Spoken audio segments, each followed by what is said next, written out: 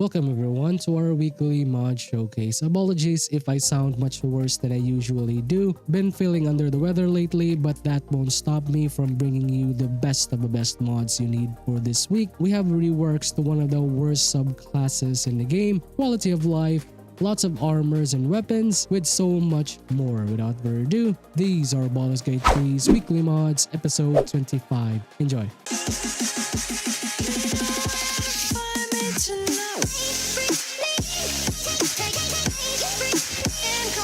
We're gonna start the list with an interesting new rework to one of the worst subclasses in the game. That'll be the Arcane Trickster. Know your fucking place, trash! Don't get me wrong, the Rogue is one of the most versatile classes in the game and the most sought after just because of the sheer usefulness of its toolkit, like using the fast hands of the thief or maybe the assassinate feature of the assassin. However, as good as it is, the Arcane Trickster doesn't even make sense. It plays like this wizard-rogue hybrid without the good features of both. Might as well just go full wizard. You'll be well off and you can also learn spells. Come on now, dawg. Anyway, enough of the hate. Now we have the great rework to complement this class.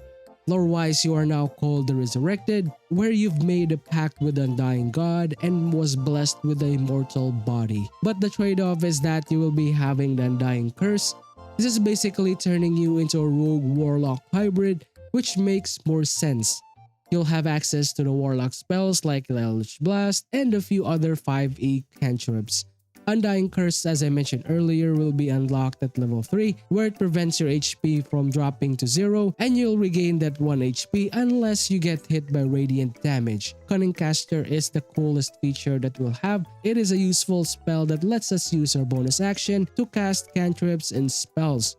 Level 9 is a silent, still, and empty-handed. This provides advantages while you hide, works the same as the magical ambush from the Arcane Trickster. Other spells after level 12 is Ghost Walk that lets you turn into a ghost for 10 turns and get more powerful as you progress your level up to level 20, where you unlock other Eldritch skills. If you want to have fun as a powerful Arcane Trickster, I highly advise checking out this mod. Next up is our Weapon and Armor mod of the week from the Elven Weaponry series. This author has made an insane amount of race-inspired weapons and I highly recommend some of them. Just like the Drow Weapons, it gives us a new selection of axes for your murder elf, complete with its own passives and effects, as well as different locations to where to find them. Here's a quick showcase. Enjoy!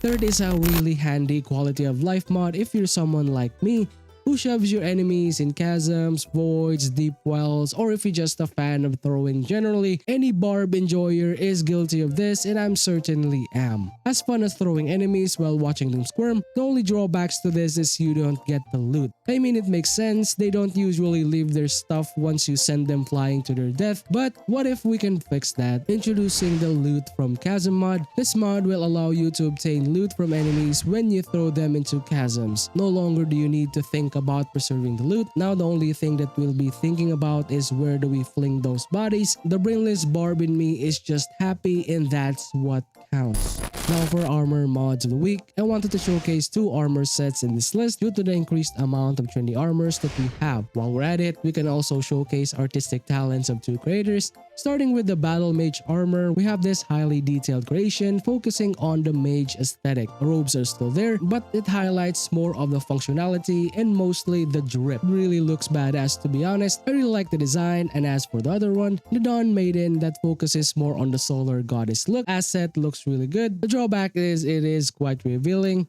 but impressive nonetheless. Here's a quick look.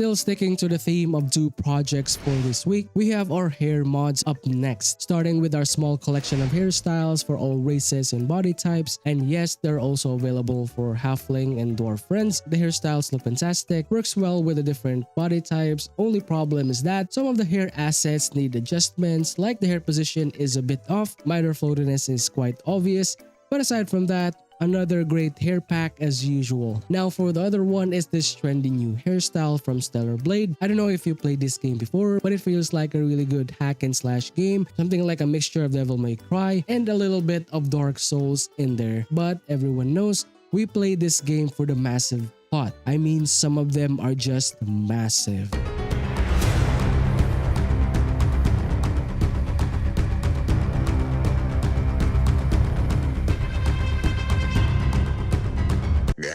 Damn. Anyway, Ponytails is the same as the main protagonist of the game, Eve, complete with its own variations from length of your preference. Finally, our featured mod of the week, which is the handy new gameplay mod. Ever wanted to experience the pain of honor mode without the risk of losing hours and hours of gameplay just to die from bad RNG? Don't want the hassle of restarting your game over and over again to beat the hardest challenge?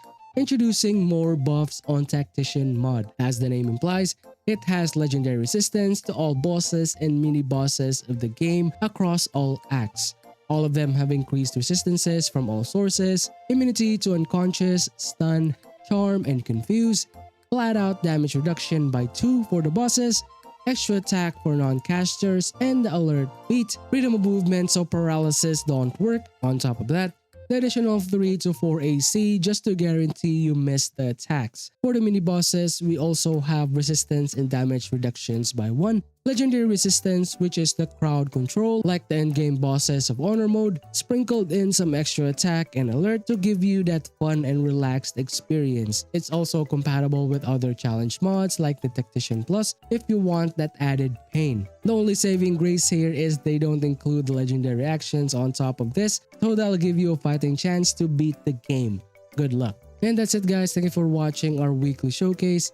Thanks for all of you who continuously watch the show. It does help the community grow while also providing some really great exposure for our mod creators. Shoutouts for all the people who subscribe and keep supporting the channel. I really appreciate you guys for all the amazing support. And for all the people who haven't subscribed yet, thank you for watching my videos and I hope I earn your subscriptions in the future. But if you're new today, please don't hesitate to hit that subscribe button. Want to support me directly? Join button is below, or maybe Patreon if you want to go that route. Want to know what are the top mods that you need to get for June 2024? Just click this video right here. Or maybe if you're into broken builds of Baldur's Gate 3 and Elden Ring builds, I also got you covered. Finally, that's it for me. I hope to see you soon on the next Master Box Show. Peace out. Bye guys.